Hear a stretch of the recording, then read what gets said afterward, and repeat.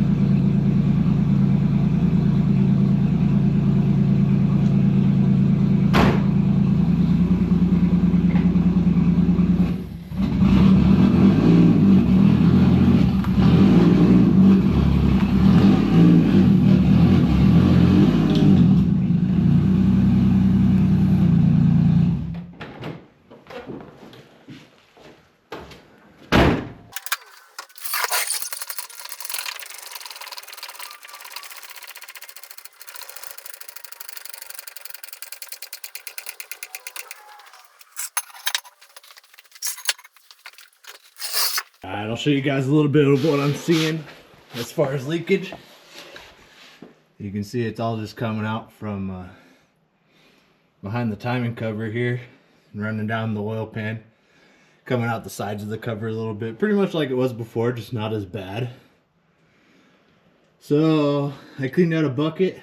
I'm gonna release the lower rad hose and drain it so that way I could hopefully reuse it, not have to buy more coolant. And then I think I'll get the rad out of the way and start pulling the front of the engine apart again. Shouldn't be too bad, but you know how it goes. We run into problems.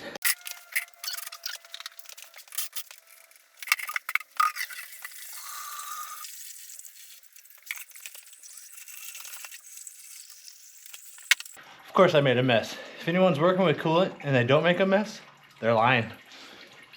Alright, so I'm going to get to pulling this cover, the upper hose, and then I think this charge pipe is going to have to come off just to get the radiator out, and plus it'll just be nice to have it out of the way.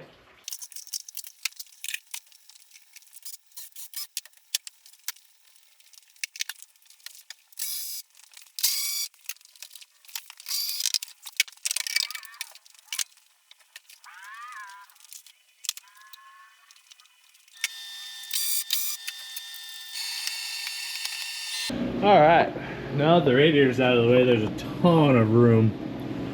So this won't be a problem at all. So I'll start pulling the front end apart and then I'll bring you guys back in closer.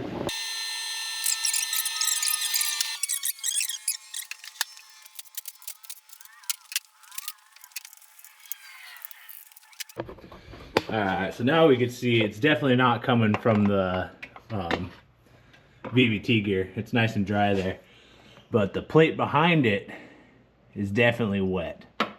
Intake cam seal is leaking.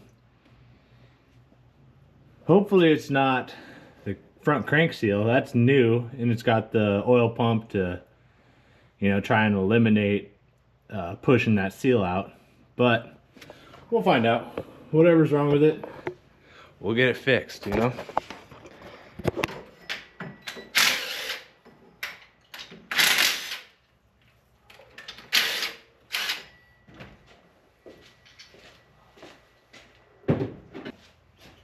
After working on 7Ms a lot, I am thankful to have a JZ engine in my car now. These are so much easier to work on.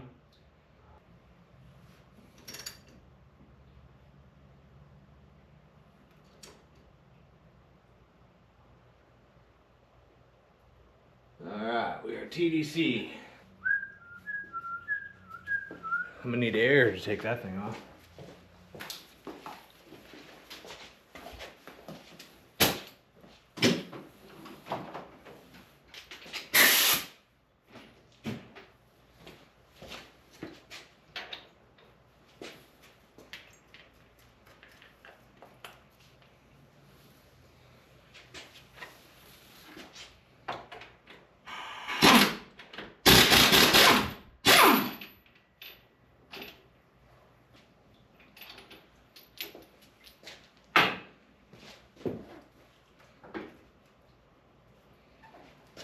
Alright, well I got it down to where the belt's off.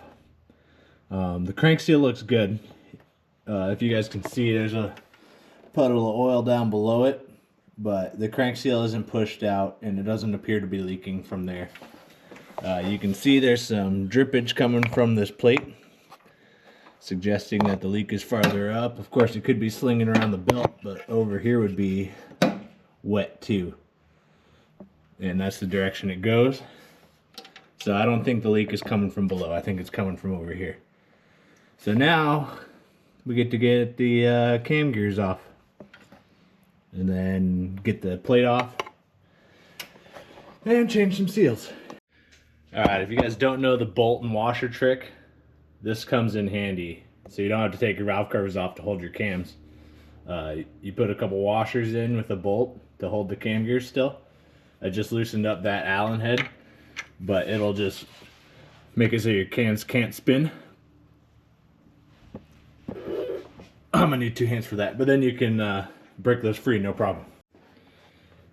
Alright, now I have the rear plate off.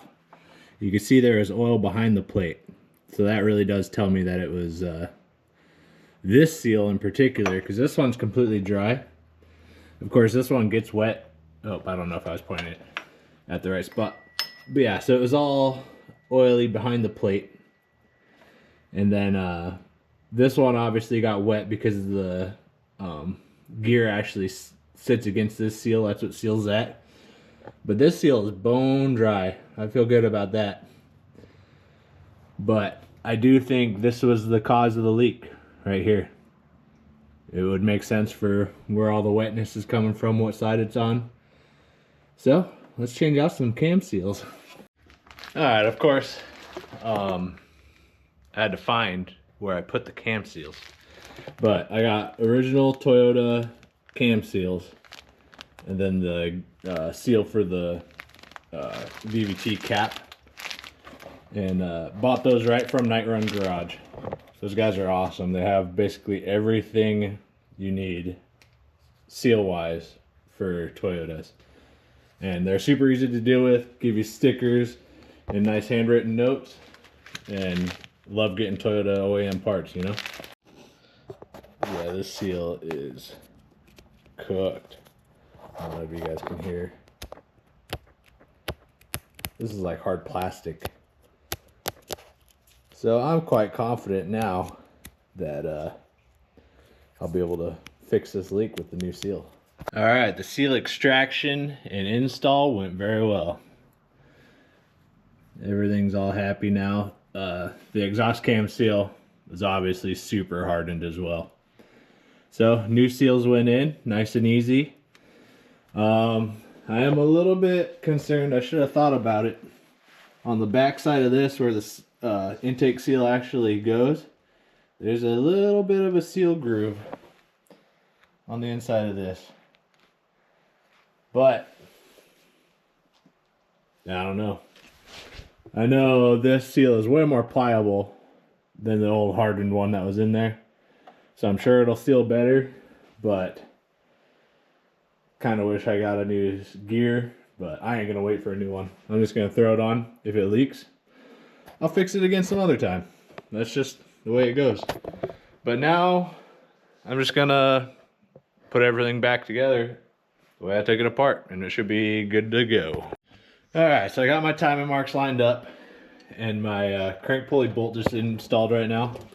When you get your timing belt on, turn the crank over 2 times. I usually keep the pull pin in my tensioner, just in case it does have to come off. All right, so now I turned the crank twice. You can see I've got that little mark lined up with the dimple, and my timing up here is lined up.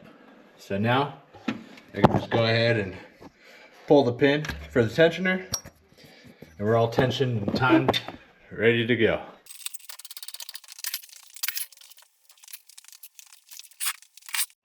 All right, and there we have it. The 1jz is back together and hopefully leak free. But yeah, so cam seals on these, not a big deal, you know? Everything's just nuts and bolts. Don't let it, you know, if you're new to cars, if you don't work on cars often, don't be scared. Just take your time. Make sure you do everything right. Put the bolts with the parts you pull off.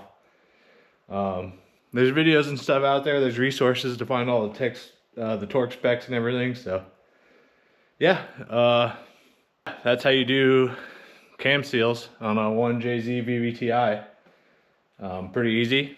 Just, you know, take bolts out, put bolts back in, you know. All right, well, thank you guys for watching, and see you whenever I make another video.